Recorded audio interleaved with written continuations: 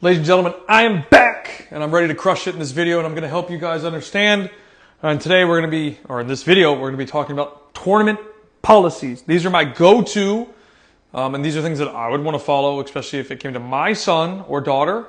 I don't have kids yet, but the point is, if I did, this is the type of stuff that I would want to see, and I'm going to put a question to you at the end. If you find value from this video, please share this with somebody, smash that subscribe button, follow, whatever it is, and make it happen. But let's jump into it. Let's give you the value as quickly as possible. And we're looking at this, and we're talking about tournament policies. And I want to put this question to you before even diving into it. When you guys go to a tournament, so it doesn't even matter the level. It could be gold, silver, bronze, showcase, platinum, premier, copper, whatever the division is. I think, including the coach, you want to go win the event, right? I mean, I think everybody goes to the tournament to try and win. So my question would be, why would you purposely self-sabotage your child's performance? And I'm going to talk about, and you're probably thinking, well, what is he talking about? Why is he saying that? And I'm going to show you our framework. I'm also going to show you the worst things that I have seen, and then I'm going to propose you a final question for you to think about in consideration pieces, okay?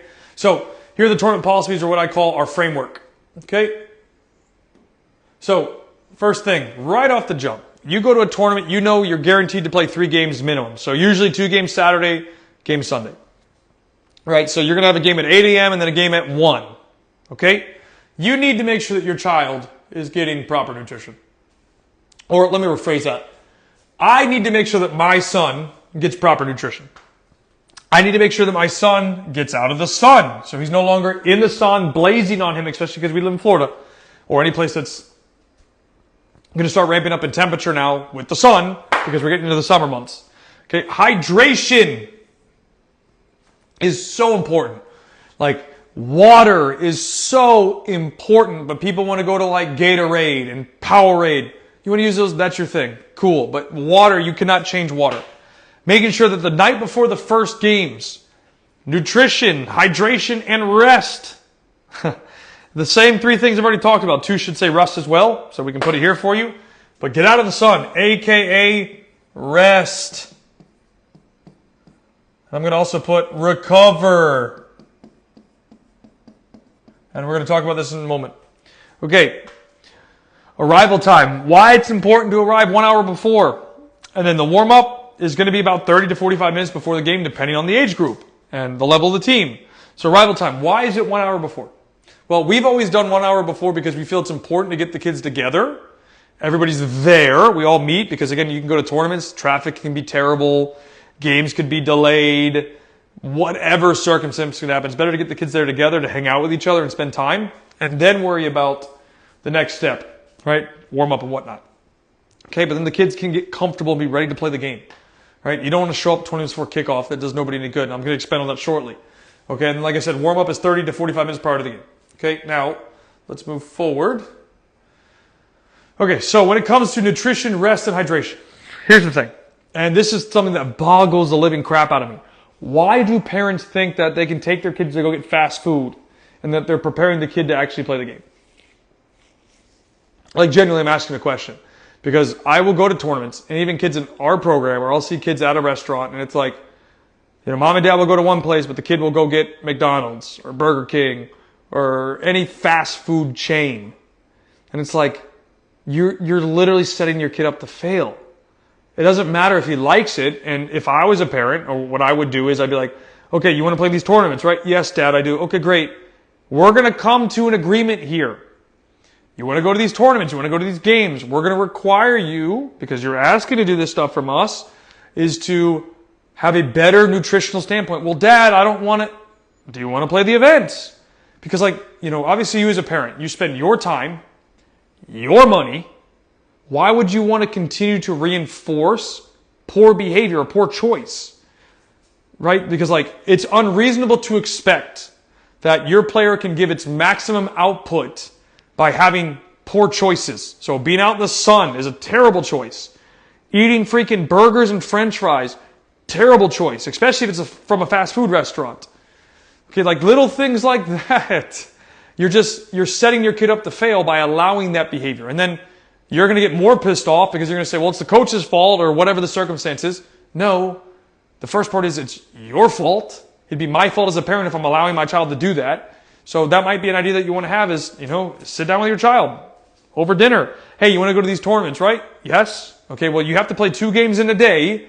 You need to be eating better. And I'm going to give you the guideline right now of what it looks like. And this is actually from a very good friend of mine who works with professional athletes all the time.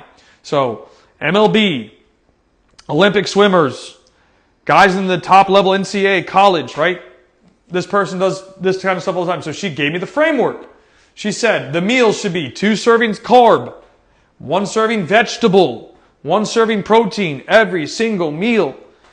Right? And it's just trying to meet their needs. They need to get carbs to recover energy. They need to get vegetables to, I'm trying to think of the best word to explain this, but like to get the proper nutrients. And then the final piece, the protein to recover the muscles. It's important. Okay? Now you might be like, well, we can go to freaking XYZ fast food restaurant. They can get a salad, right? Dude, that is filled with so much stuff that I don't need to get into. But the point is, think about what you're feeding your child. Okay? It's key that they get proper nutrition. Okay, I put here, again, I am not a nutritionist. I'm not anything like that, but like this kind of stuff boggles my mind. I see kids chugging sports drinks. The best thing a kid can drink is water, in my opinion. And then if you need to add something, lemon, salt, those are things that you can add to, cover like an electrolyte. I do it myself. So if you need to get those types of things, add it. And then like this final one drives me through a wall, guys. Like I can't lie to you. This part here, rest. Get out of the sun and shut down. And actually, I just posted one of my tweets. It's already gone pretty viral already. It'll probably keep going. And it's like, how can you expect to win tournaments and do well in these events if you're going to feed fast food and sit in the sun? Because fast food is a poor choice. Like, it's just a silly thing to do. Okay, so like, hopefully you guys are taking this and understanding it. Take a screenshot. I'm going to be reposting this shortly, so you'll be able to see it later if you need to come back to it. But like, we need to make better decisions here, guys. You can't be doing the same thing over and over again. It's insanity and expecting a different result. So let's move it, right? Here are the 3 worst things that I have seen. These are real stories. This actually happened. I'm not going to use their names, but I just want you to, understand this, okay? So first one is, these are all tournament-based, by the way. First, this is in no particular order. First one is, one of our teams won 2 games. They had to get at least a tie in the final game. So they won Saturday and 2 games Saturday. They're getting ready for the Sunday game. Parents decide to throw a pizza party for a kid's birthday. They hang out until 11, 11:30, 12 o'clock at night. And I'm going, dude, you know what time the game was the next morning? 8 a.m. The next morning, 8 a.m. Like, come on. What are we talking about? So your kid has to rest. They have to eat well. Do you think eating freaking like Domino's pizza, based on what I've just shown you, is the best thing for them to be doing the night before a game? No. They shouldn't be expending a bunch of energy either the night before a game. Okay? They need to be resting. Why go to a tournament, pay all this money, travel there, parents have to spend their time, and then you're just going to throw it away like a party? Okay, if you want to go party, then let's go play bronze bracket and go party. If you don't want to party, then do what you need to do correctly. Okay, the other one, this is nuts. This actually happened.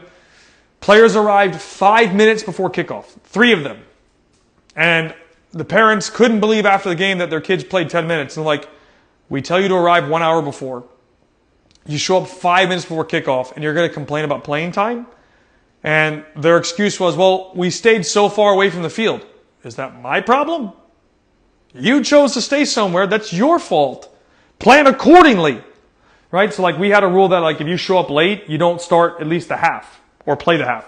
This was a couple of years ago. And I'm like, you can't be complaining when you show up 5 minutes before the game. And I'm like, you've lost all right to even have a conversation.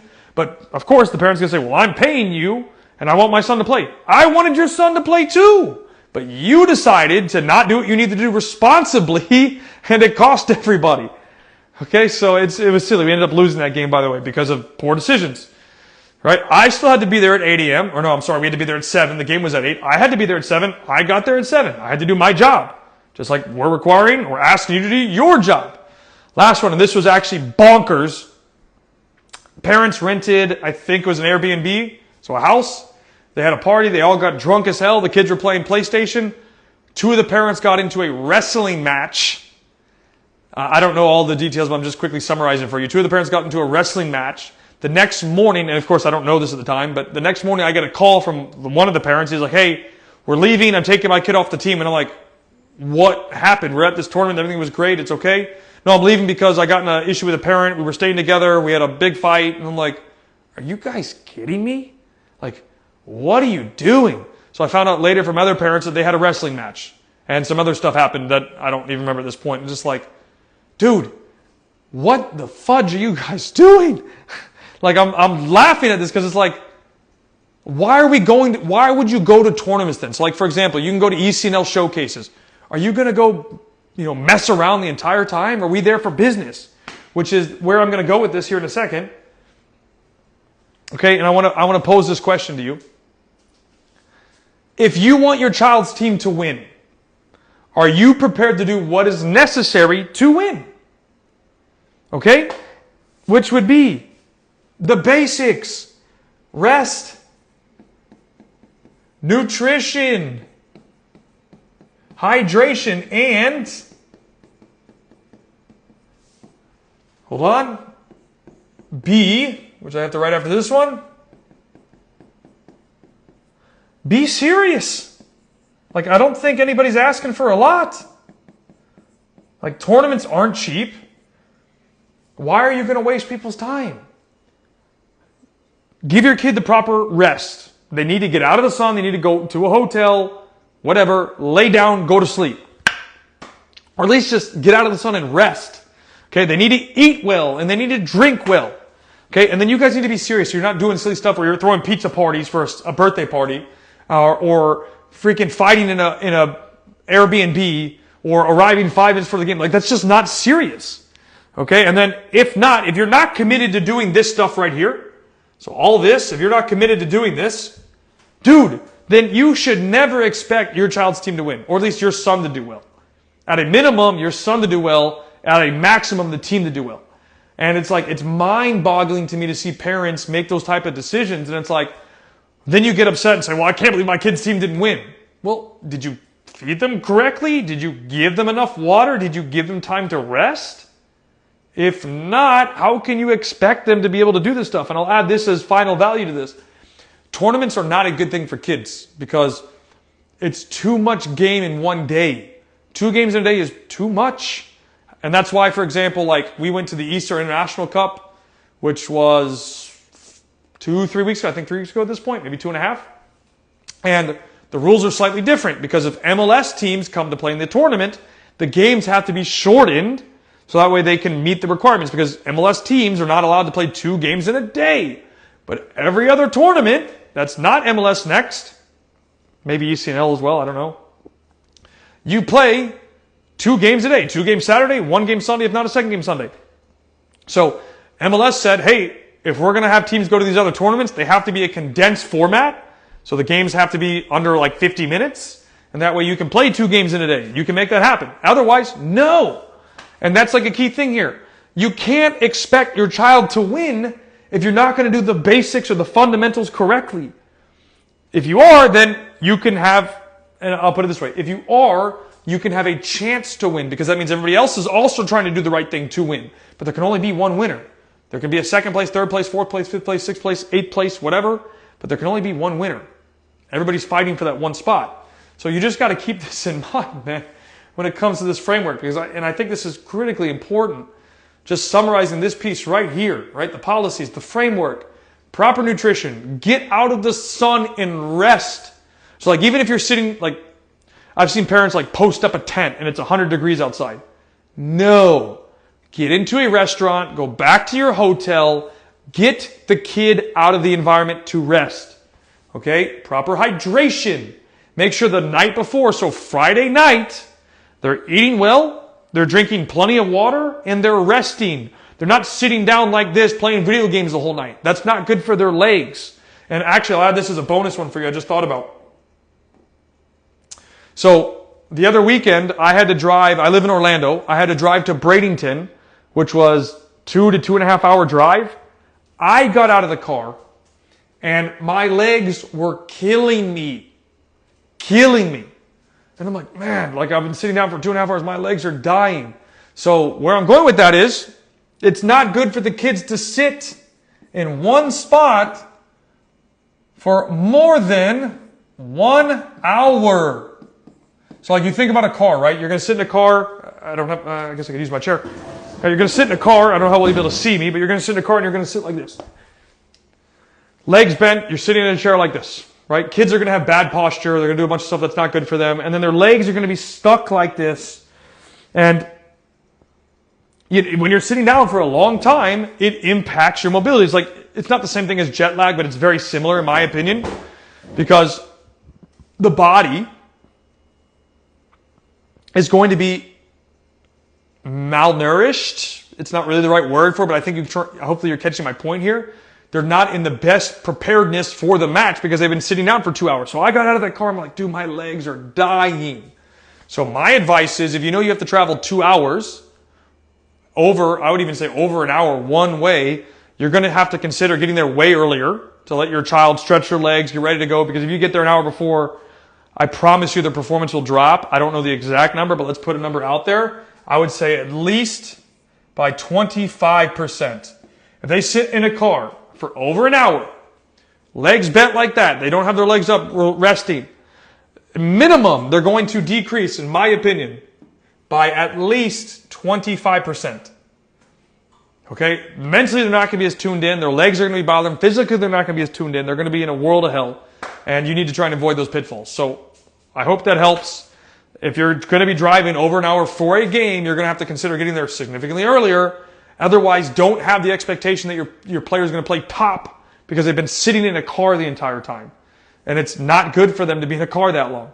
Okay, and most people don't understand or realize that, but I literally got out of the car and I'm like, dude, my legs, my hamstrings, my calves, my quad, all sore, bro, just sitting there for 2.5 hours. So, hope that helps. If you've enjoyed this and you found value from it, please share this with somebody that you feel needs the help. Because I'm telling you, man, there are so many parents that don't understand this detail about tournaments, and we want to make sure that we can help them improve. Okay? So without further ado, guys, we'll see you in the next video.